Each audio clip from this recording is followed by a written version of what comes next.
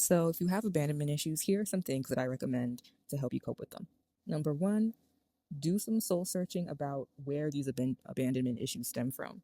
What you believe about yourself, what you believe about people in general, and what you believe about the person or people specifically who you're afraid of abandoning you.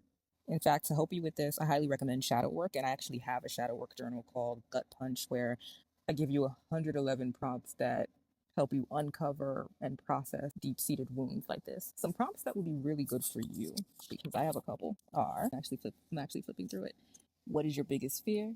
Which is number 41. Number 42, why do you believe people should leave you? Number 73, who neglects or has neglected you and how so?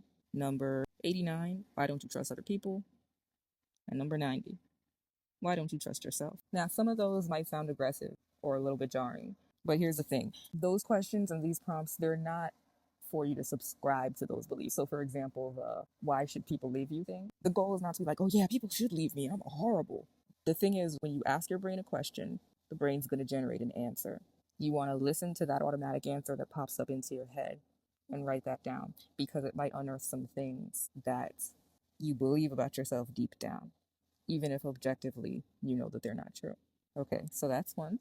Number two, take stock of the relationships around you, because what I've found is that sometimes what looks like abandonment issues is really your gut telling you that the person in your life is not safe. Now, this can get tricky because a lot of the times with abandonment issues, you could end up with a thing where you're so afraid of people leaving you that you act out in ways that harm the relationship, and then it becomes a self-fulfilling prophecy.